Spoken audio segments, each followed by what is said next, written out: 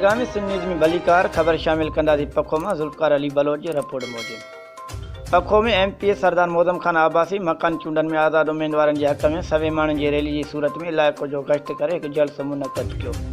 उन ॾस में GDA MP सरदार मोदम खान आबासी, यूनियन काउंसिल खैरपुर यूस जे आज़ाद चेयरमैन उम्मीदवार सरफराज़दीन खान इसरान, ज़िले काउंसिल उम्मीदवार जहांगीर इसरान, मीर हुमायूं खान मुगेरी समेत ॿियनि मेंबरनि सविन माण्हुनि सां काफ़िले जी सूरत में ॻोठ गटड़, नओं ॻोठ, भोला कलोड़ा ॻोठ, गोगारे ॻोठ, हुसैन मुगेरी ऐं चांडू मुगेरी में वञी गॾिजाणियूं कयूं।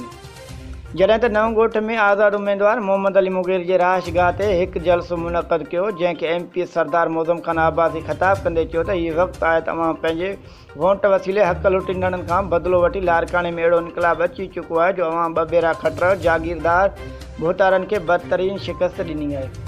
अहिड़ी तरह आज़ाद उम्मीदवार सरफराज़दीन इसरान बि 26 जून ते फतेह हासिल करे वॾनि बुतनि खे ड्राहींदो। वधीक ख़बरुनि ऐं न्यूज़ अपडेट लाइ पैगाम सिंध न्यूज़ विज़िट कंदा।